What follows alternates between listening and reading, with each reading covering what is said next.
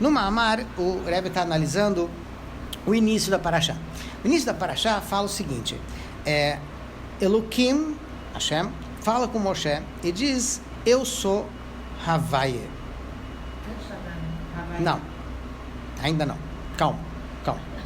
Vamos devagar, tá? Ou seja, Hashem está dizendo para Abraham, para Moshe, eu sou Hashem. Só que não é bem assim.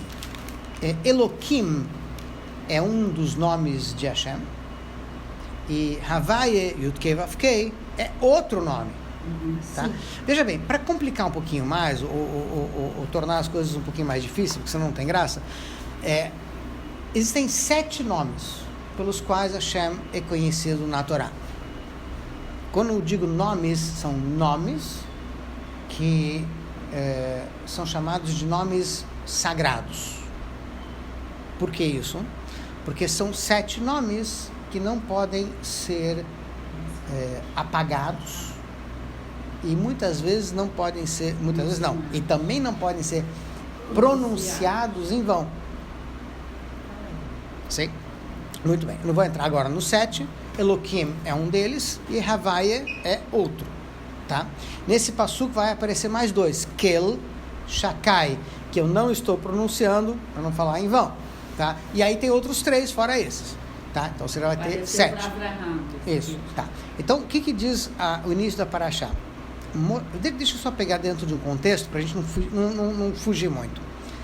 No final da Parashá da semana passada, Moshe Rabbeinu se sente muito mal.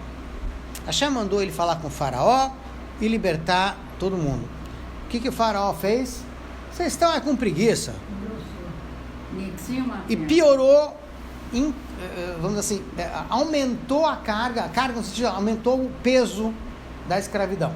Ou seja, antes ele dava palha, agora você tem que procurar sozinho. Enfim, piorou, complicou mais a vida do pessoal. Aí Moshe se sente totalmente frustrado. Eu fui lá, porque a Hashem mandou facilitar, libertar, e de repente complica tudo, piora tudo, até o povo se sentiu mal, tá?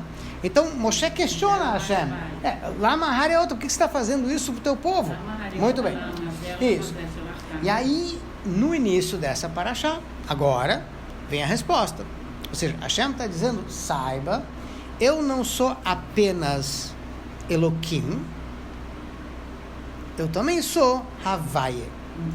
Veja bem, numa explicação um pouquinho mais profunda, Elokim significa aquele que é todo-poderoso, aquele que está dentro da natureza, tá? Mas tem a ver com Gvurá, limitação.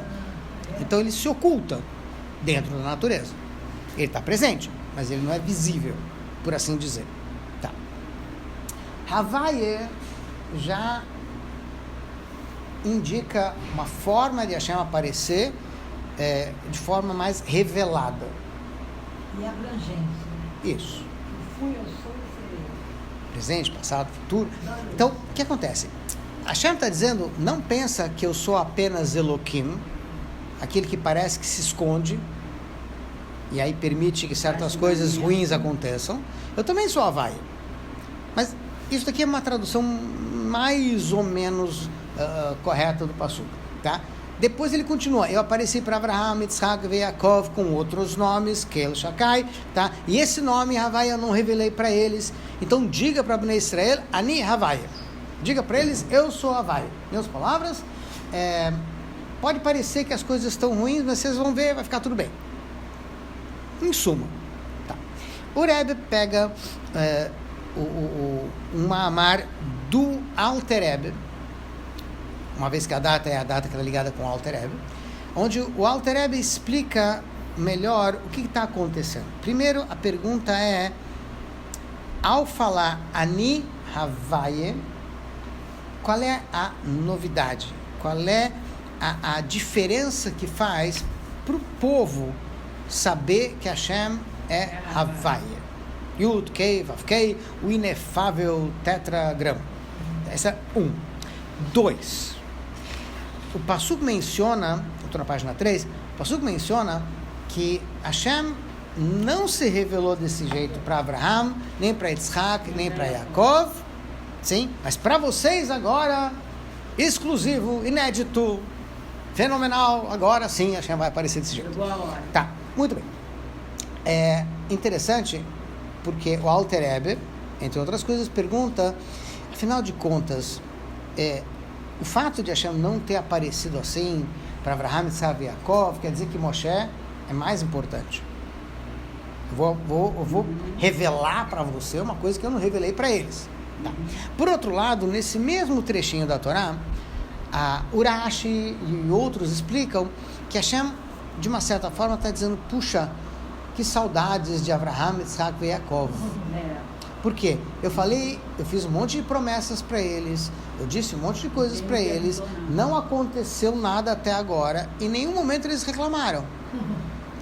E com você, uma vez, que não saiu exatamente do jeito que você achava que tinha que ser, já está reclamando. Então, assim, dá a entender que Moshe está abaixo de Avraham, Yitzhak e Yaakov. É isso que o Rebbe vai explicar. Quando está abaixo, quando está acima. O que quer dizer abaixo, o que quer dizer acima? Como Hashem apareceu para Abraão? E o que vai ter? Veja, nesse exato momento ele está dizendo que esse nome, Yud-Kei Vav-Kei, não do jeito que foi para Moshe, tá? E sim de outras formas, tá? A gente vai ver, veja bem, se eu der todas as respostas antes das perguntas, aí a gente chama de spoiler. Eu já estrago o filme antes de ele começar, tá? Então, a ideia é de que temos que entender o que quer dizer Aniavai, temos que entender qual é a posição de Avraham, Yitzhak e Yaakov em relação ao Moshe. Acima, abaixo, enfim, tá. Muito bem. Existe um Midrash onde diz que Moshe era querido porque ele era o sétimo. Hashem amou o sétimo. Isso, e Hashem ama todos os sétimos, Shabbat é o sétimo dia querido por Hashem, e assim por diante, e Moshe Rabbeinu é o sétimo. Quer dizer, ele é o sétimo. Se você contar de Avraham, Yitzhak, Yaakov, Levi, se não me engano é Kehat, Amram e Moshe, ele é o sétimo de Avraham. Tá? E aí volta, de uma certa forma, a pergunta anterior. O sétimo é o querido. Mas ele só é querido porque ele veio depois dos 6 anteriores. Quer dizer, como é que fica? É por mérito dele ou por ele ter vindo depois porque ele é o sétimo? Enfim, tá. Então a gente, de uma certa forma, volta àquela questão. Qual é a relação entre Avraham, Yitzhak e Yaakov e Moshe? Acima, abaixo, enfim. Tá. Na página 4, você tem até um Midrash que diz que Moshe, em certa ocasião, em 2 ocasiões, Moshe pediu algo que Avraham tinha pedido a Hashem. Avraham foi atendido e Moshe não foi. E eu não estou entrando em todos os detalhes, porque realmente nesse momento não vai fazer muita diferença. A questão é que no próprio Passuk, Hashem diz para Moshe, saiba que no lugar daqueles que são elevados, você não tem lugar. Então dá a entender que Avraham, Yitzhak, Yaakov são... Isso. Então assim, a gente não tem dúvida de que Moshe é super especial. É só ler a Torá. Tá? O que o Midrash está dizendo é que, apesar disso, Avraham também, em certo ponto, está acima. Porque Hashem atendeu Avraham, mas não atendeu Moshe.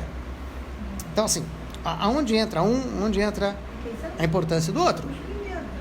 Óbvio. Então, assim, tem a sua importância, mas a gente vai ter que entender melhor qual é o ponto de importância de cada um. E que diferença isso faz para a gente. Que também a gente vai ver isso, tá? Em todo Mamar, a pergunta sempre vai ser, pelo menos em algum momento do Mamar, e eu com isso, certo? O que isso tem a ver com a gente, tá? Então nós vamos ver mais pra frente. Então, para a página 4. Um é mais sadio que o outro, não, né? Não, isso a gente não tem como avaliar. Não tem. Não. Mas o que ele está dizendo é que tem alguma coisa aqui de especial. Então, para explicar... Tem a ver com relação do tempo, não? O tempo que um viveu, o tempo que o outro está vivendo? Não. Vai ter alguma relação? Oportunidade? Vai ter alguma. Oportunidade. Vai. Mas nós vamos ver que são coisas distintas. Nas palavras, cada um tem a sua importância. No tempo. Não só no tempo. O valor intrínseco. Se a gente querer, Valor intrínseco. eu volto a repetir, não é necessário tentar adivinhar qual é a resposta. Até porque não vale a pena. É só estudar mais um pouco que a gente chega lá. No puede ser que los 12 dijeron, Não, é. Dios eligió a Moshe, y Moshe también eligió a Dios. Sim, mas de novo, não precisa tentar adivinhar qual é a resposta. É louvável, mas a gente vai estudar, a gente vai chegar. Por quê? Porque ele vai agora virar para um outro assunto. Meus irmãos, para a gente poder entender as perguntas que foram feitas anteriormente, o Rebbe diz, e aqui baseado no que o Alter Rebbe escreveu, a gente vai ter que analisar uma outra coisa completamente diferente. É assim que funciona. A gente vai para um outro assunto. Quando a gente entender aquele assunto, de repente a gente vai ver, agora eu entendi. Tá? Por quê? Porque o que a gente chama de estudo de Torá, a gente diz que isso é um estudo orgânico, não linear. Linear é A leva a B, que leva a C, que leva a D. E você vai seguindo, tá? Quando uma coisa é orgânica, ela não tem uma ordem só. Ela vai por todos os lados. Porque está tudo interligado. Então você entende aqui, de repente acerta lá, tá? Então essa é a ideia de você... Vamos entender uma outra coisa que você vai ver que tudo se encaixa. Tá? Que outra coisa é essa? Tem um passuco, um trecho de Shir HaShirim, Cântico dos Cânticos, tá? Que é uma das obras românticas da Torá, onde fala do relacionamento de amor entre Hashem e o povo de Israel. Então, ora é o noivo que fala, ora é a noiva que fala, no caso, Hashem e a gente, tá?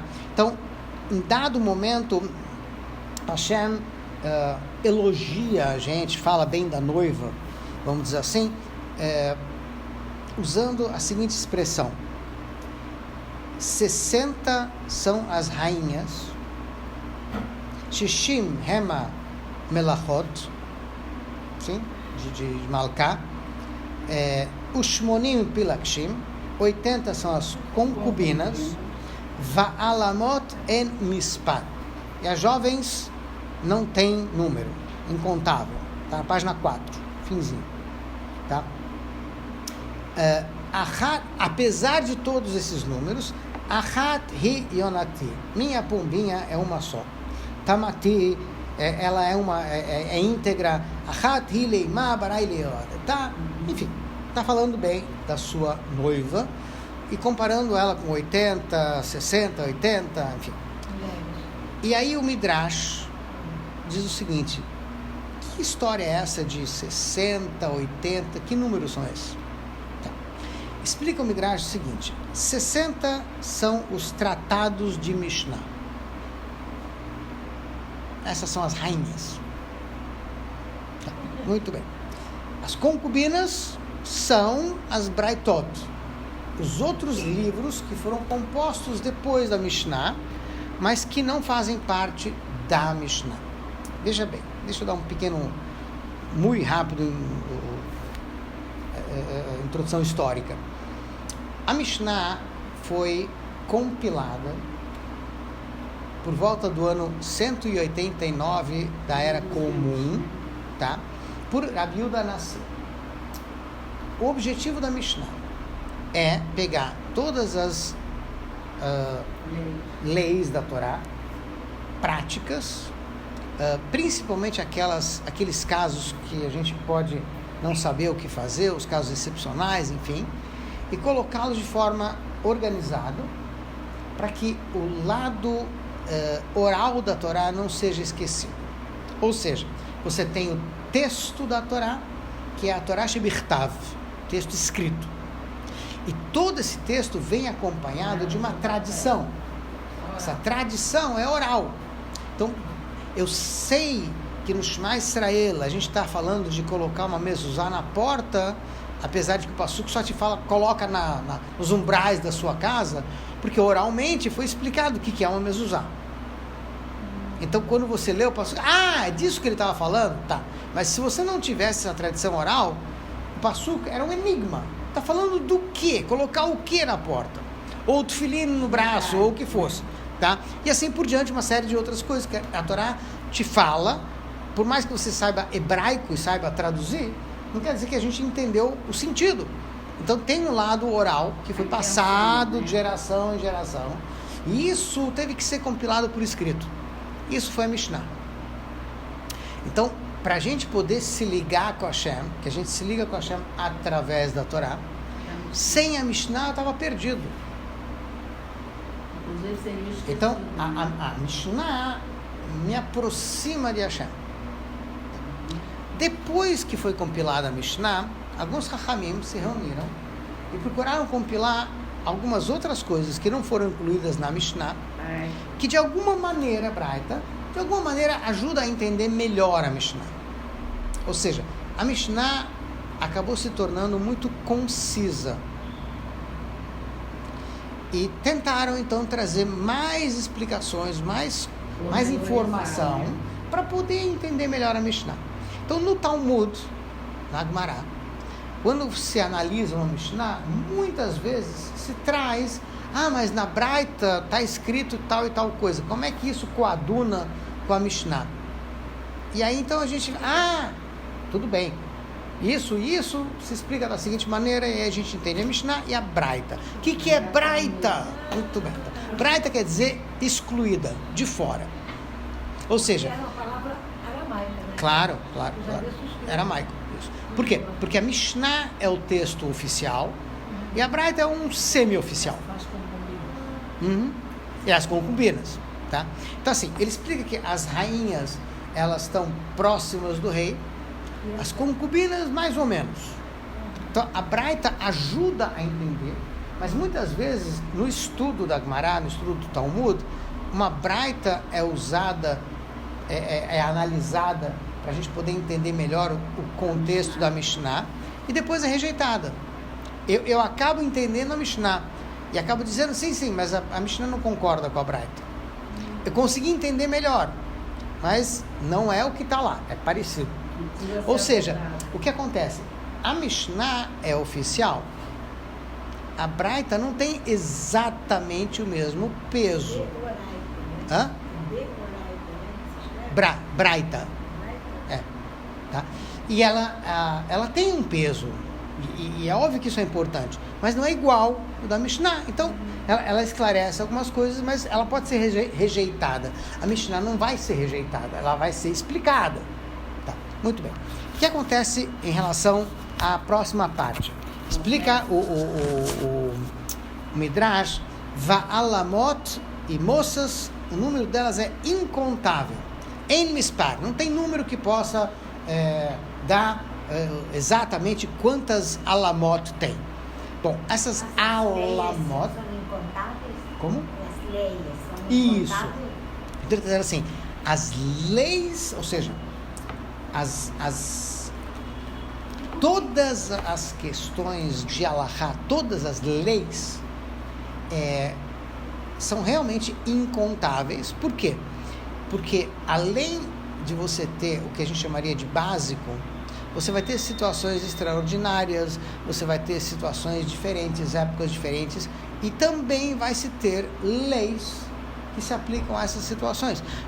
Existem situações que talvez numa época eram impensáveis, em outra época já se torna uma coisa real.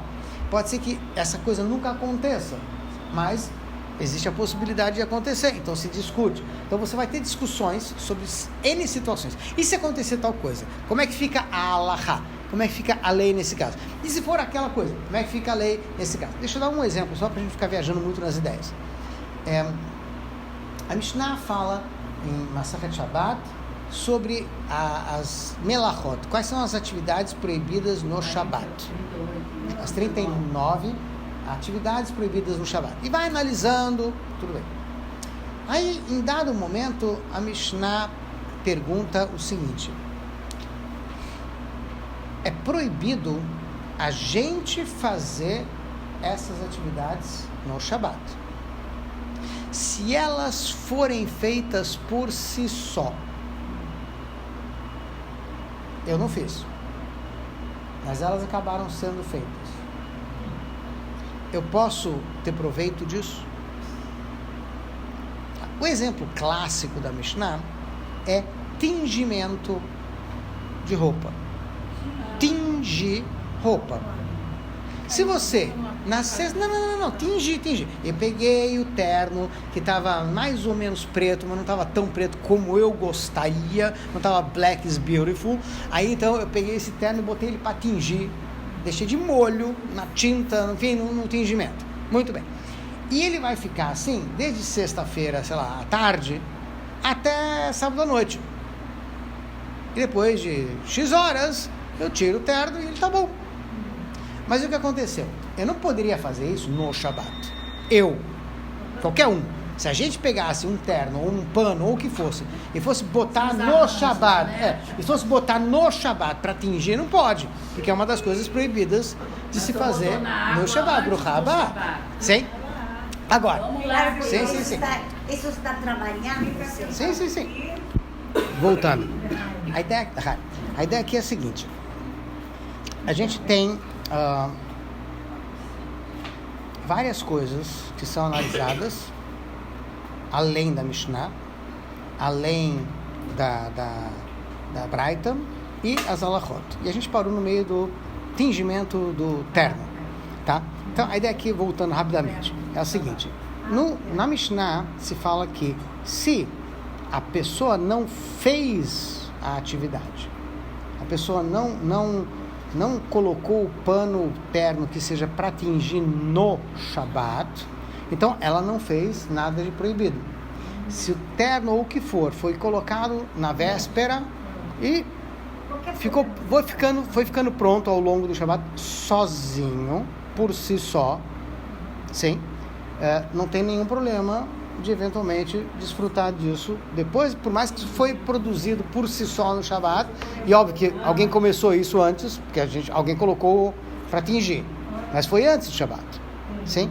Então, a melachá não pode ser feita pela pessoa, mas se a melachá foi feita por si só, não teria aparentemente nenhum problema. Veja bem, com exceção desse caso aí do tingimento, são poucas coisas que a gente poderia dizer, pelo menos em outras épocas, que dava para acontecer sozinho. Hoje em dia, não. Hoje em dia tem um negócio chamado timer, que você bota na véspera e ele faz todos os trabalhos sozinhos no Shabbat, tá? E é dessa Mishnah que você conclui que pode-se usar o timer, óbvio, com certas restrições, mas a princípio, se eu deixei tudo programado de antes do Shabbat e ele está fazendo sozinho, não sou eu que estou ativando, e sim, eu deixei ativado de antemão, eu poderia usar o timer no Shabbat, que é o que se faz. Se ativa para a luz, para o ar-condicionado, enfim, não para televisão, para outras coisas. Enfim, para coisas necessárias, não para coisas desnecessárias no Shabbat. Então você vê que isso estava na Mishnah, mas depois se tornou uma halachá em relação a um monte de outras coisas, em outras épocas. Então, quando ele fala que as halachot em mispar não tem número, é porque realmente vai surgindo, e você vai descobrindo que, isso se aplica aqui, se aplica naquele caso, naquele outro. Então, assim, é incontável, porque assim como a realidade vai mudando, vai surgindo coisas novas, vão surgindo novas halachot, e assim a coisa vai se multiplicando. Isso é saudável, isso é normal, é isso que se espera, a coisa vai evoluindo junto. Ou seja, as halachot estão evoluindo junto com a gente, no lugar onde a gente está, na época em que a gente está, onde for. Tá? Por isso que diz que são incontáveis, porque não tem fim, vai continuar acontecendo, não vai parar, tá? Muito bem. Então, mas as leis podem evoluir? Elas evoluem de acordo com a situação. Claro. Em outras palavras, a lei, o princípio não muda, a lei vai mudar, porque depende do caso. Ou seja, cada caso é um caso. A lei é a mesma, mas nesse caso tem tais e tais dados, aí aplica assim. Nesse outro caso, as condições são outras, as variáveis são outras, aplica-se de outra forma. Ou seja, às vezes uma pequena variável pode mudar a lei. E é assim em todos os casos. Mas eu acho que as leis da Constituição...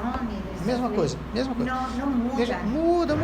Porque as pessoas buscam seu interesse. Não. Deixa eu explicar. Vamos pegar o nosso exemplo, tá? A Mishnah falou sobre tingimento. Tá? Tingir. Pintar. Hã? Tá. Eu pensei, fingimento, Não é? Ti. É com T. Tá? Muito bem. Então, esse é o assunto da Mishnah. Sim? Tá. Existe isso hoje em dia? Sim. Ainda se tinge roupa, ainda se pinta. Tá? Mas surgiram outras coisas, como o timer e outras coisas. Timer quê? É aquele relógio. O relógio para luz. E que tem que ver com o tingimento? Tudo. Porque eu posso planejar, eu posso programar o timer para ligar a luz num certo horário e desligar no outro horário. Se eu programo antes do Shabat, ele faz sozinho no Shabat. Mas isso não é lei. Isso é lei. Ou seja, poderia usar. Você acha que a tecnologia pode mudar a lei? Não, acrescenta. Não mudou a lei. Agora eu estou aplicando, neste caso, naquele caso, nesse caso é assim, naquele caso é assim. Isso é um exemplo. Veja bem, você vai ter inúmeros casos de discussões, de situações, direito do vizinho, direito de proprietário, de inquilino, inúmeros casos. E vão surgindo, e vão aparecendo, e vão surgindo. Quer dizer, não tem fim, porque sempre vai ter algo novo que não tinha antes. Sim? Mas tem que haver Existe um princípio, Sim. mas as leis, que é o resultado disso, nesse caso aplica assim, naquele caso aplica de outro jeito, no outro caso vai aplicar de outro jeito, porque tem outras variáveis. Então, o princípio É o mesmo, sim. Não é Com incontável. mudança. O As leis? princípio não é Não, incontável. não, as leis são incontáveis. Por isso que eu falo, alamot é alahot. As leis são incontáveis, porque sempre vai ter. Tá? Cresce. Isso, tá. Então, até aqui é mais ou menos a tradução. E com tudo isso, o Passuco conclui e diz, mas o povo de Israel é um só. Torá pode ter tudo isso que a gente falou, as alachot, as braitot, e as palavras dos nossos sábios, estou na página 5. E que é esse Moraim? Moraim são os sábios do Talmud. Ah, Então, você tem os sábios da Mishnah, são chamados de Tanaim. E os sábios do Talmud. Ou seja, até o ano mais ou menos 189, 200, sei lá, da Era Comum, os sábios são chamados de sábios da Mishnah, são Tanaim. Os dizeres destes sábios têm um peso. Eles são considerados mais autoridade do que os sábios que vêm depois. Do Talmud. Tanaim. Esses são da Mishnah. E aí você tem os que ele está mencionando aqui, que é os Emoraim, que são os sábios do Talmud, é depois da Mishnah. Tá? Eles também têm um peso, a autoridade deles também tem um peso. É Emoraim ou Amoraim? Tem alguns que falam Amoraim, tem alguns que falam Emoraim, que tem Emori na Torá, tem Não, Amorá, isso eu sei. enfim, tá? Não confundir com as frutas, Ah, não é Amora, certo? Muito bem, vamos lá.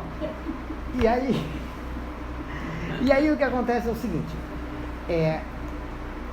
tudo o que eles nos ensinam no Talmud, entre outras coisas, tá? Vão eventualmente produzir as alahot.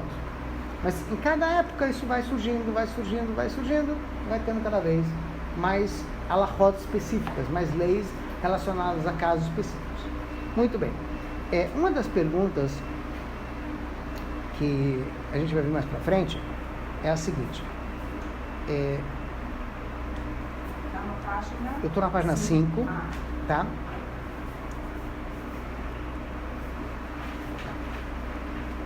Depois que a gente já viu mais ou menos como é que funciona a estrutura como se chega até a Alahá, que você passa pela Torá, pela Mishnah, pela Braitot, pelo Talmud, e aí você chega nas Alahot, ele faz a seguinte pergunta. Consta no próprio Talmud uma discussão entre os sábios. O que é mais importante? Limud, estudo, ou maaseh, ou prática, ação. Tá? Então, uns falam que é mais importante a prática, outros falam que é mais importante o estudo, e aí a conclusão do Talmud, eles dão uma solução para essa discussão, uma salomônica. Isso, grande é o estudo porque leva à prática. Lógico. Porque se não tiver o estudo, como é que você vai saber o que tem que fazer e como tem que fazer? Muito bem. E aí a pergunta aqui é a seguinte, pelo que a gente viu, Halachot se aplicam a inúmeros casos, inclusive casos teóricos, casos que nunca aconteceram e talvez nunca acontecerão, que também foram discutidos pelos sábios, no Talmud, em outros lugares, tá? Se o objetivo todo do estudo é chegar à prática, esse seria um estudo inútil, ou pelo menos assim, sem objetivo. Porque a gente está discutindo casos tão teóricos que podem nunca acontecer. No Talmud, por exemplo. Por exemplo, o cara que é apedrejado e morto no Shabbat. Não. É como, por exemplo, discutir, e se tiver um armário voador, e aí qual é a lei? E se tiver um armário voador, qual é a lei? E se discute isso na Mishnah? Hoje em dia talvez tenha uma... Tem, a Mishnah fala sobre isso. Migdal Poreh Ba'avir. Um armário voador. Entendeu? Falando, é tão teórico para aquela época, e teoricamente hoje já não é tanta. Enfim, mas parece uma coisa surreal. Não, tudo bem, que eu estou dizendo assim, mas esse tipo de discussão existe. Tá? Sabe que eles chegaram no limite de pronto. Não sei. Já estudar, não sei. Não sei. Por isso que eu digo por isso que ele trouxe aqui que as halachot não tem fim. Porque a realidade, as coisas, isso é uma coisa constante, uma coisa... São os pressupostos. Não, o que eu quero dizer é que tá bom, já está na hora. Tá, sim. Então vamos lá. Então vamos ficar por aqui por enquanto. A ideia aqui é a seguinte, afinal de contas, como é que fica na prática? Então a gente vai ver que a... Deixa terminar Talvez. isso, porque... O resumo da questão aqui é a seguinte. Tudo isso que a gente viu até agora tem um objetivo, que a gente já falou várias vezes, que é como transformar esse mundo numa moradia para Hashem. E essa vai ser a resposta. Maiores detalhes, não percam. Próxima aula.